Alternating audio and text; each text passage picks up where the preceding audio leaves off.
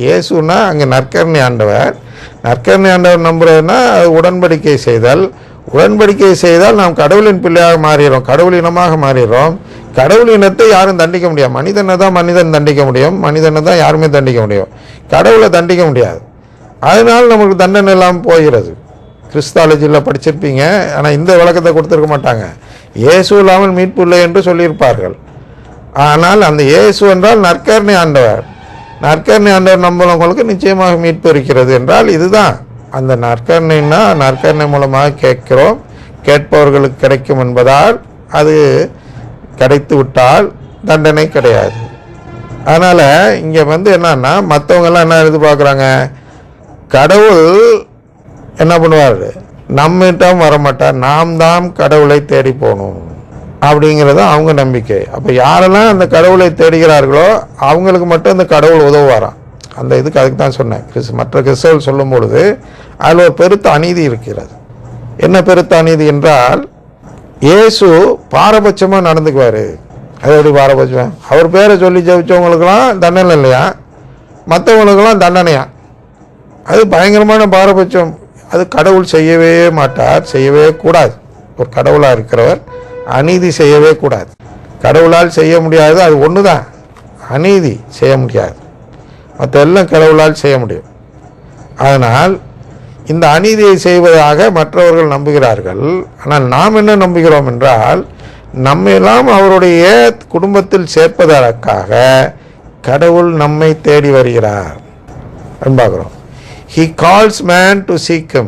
The call சொன்ன இல்லையா, அழைப்பு. நம்மளெல்லாம் அழைக்கிறார் ஒவ்வொருவரையும். அங்கே இந்த இறைப்பணியாக இருந்தாலும் சரி, பொதுநிலை பணியாக இருந்தாலும் சரி, கடவுளுடைய அழைப்பை நாம் பெறுகிறோம். அந்த அழைப்பை ஏற்கும் பொழுது நாம் என்ன செய்ய வேண்டும் என்றால், அவரை தேட வேண்டும், டு சீக் ஹிம். அடுத்தது டு நோ ஹிம், அவரை புரிந்து கொள்ள வேண்டும். அடுத்தது டு லவ் ஹிம், அவரிடம் அன்பு காட்ட வேண்டும்.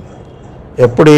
வித் ஆல் ஹிஸ் ஸ்ட்ரென்த், அதாவது மனிதனுடைய அனைத்து சக்தியையும் பயன்படுத்தி ஒரு மனிதன் இதையெல்லாம் செய்ய வேண்டும் அப்படிங்கிறதுக்காக அவர் நம்மை தேடி வருகிறார். நமக்கு தேடி தேடி வந்து அவரை தேட வைக்கிறார், அவரை புரிய வைக்கிறார், அவரிடம் அன்பு செலுத்த வைக்கிறார் அப்படின்னு CCC 1 சொல்கிறது. அடுத்து he calls together all men scattered and divided by sin into the unity of his family, the church. புரியுதா? என்ன செய்கிறார் கடவுள் என்றால், அனைத்து மனிதர்களையும் அழைக்கிறார். யார்? சிதறுண்டு போன, பாவத்தால் சிதறுண்டு போன. அப்படின்னா பாவத்தால் சிதறுண்டு போனன்னா நீங்கள் எல்லாருமே, அதாவது மனிதர்கள், அந்த உலகத்தார் அப்படின்னு வச்சுங்க. நீங்கன்னாக்க உலகத்தார்னு வச்சுக்கலாம். குறை சொன்னால் பாராட்டும் போது அது நீங்கள் தான், சரியா? இந்த இடத்தில் டிவைடட் பை சின் அப்படிங்கிறப்ப இந்த உலகத்தார் என்ன நினைக்கிறார்கள் என்றால், மனித சட்டத்தை மீறுவதால் நாம் சிதறுண்டு போயிருக்கிறோம் அப்படின்னு அவங்க நினைக்கிறாங்க. மனித சட்டத்தை மீறும் பாவம் என்பது அற்ப பாவம், துரும்பு போன்றது. கடவுளுடைய இந்த அழைப்பை ஏற்காமல் இருப்பது என்பதுதான் லாக் அப்படின்னு இங்கிலீஷில் சொல்கிறோம். பெரிய மரக்கட்டை, பெரிய மரம் போன்றது அப்படின்னு இங்கிலீஷில் சொல்லப்படுகிறது அல்லவா? அது மாதிரி அந்த ஒப்பீடு. சின், எந்த சின்?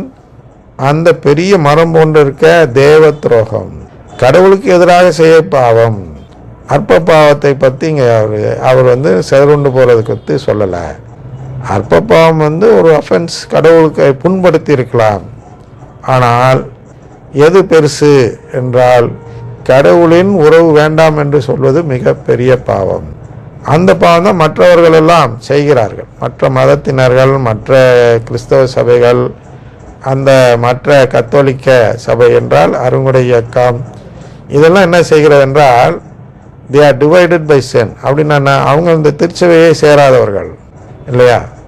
அப்போ அந்த தற்கொலை காலில் கூட யாரும் சந்தேகம் கேட்டாங்க, தற்கொலை செய்தால் இப்போ சேர முடியுமாங்கிற மாதிரி பிரச்சனை இல்லை. அப்போ இவர்களெல்லாம் என்னன்னா, கடவுளின் குடும்பத்தை விட்டு வெளியேறி விடுகிறேன் என்று சொல்லி அதற்கான செயலை செய்தவர்கள் வெளியேறிவிட்டார்கள். அதான் ஸ்கேட்டர்டு, சிதறுண்டு வெளியேறிட்டார்கள். அவர்களெல்லாம் ஒன்று சேர்க்கறதுக்காக எங்கே பண்ணுறாரு?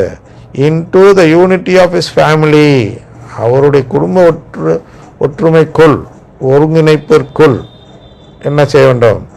வர வேண்டும். அது என்ன குடும்பம்? அதுதான் த கேத்தலிக் சர்ச்.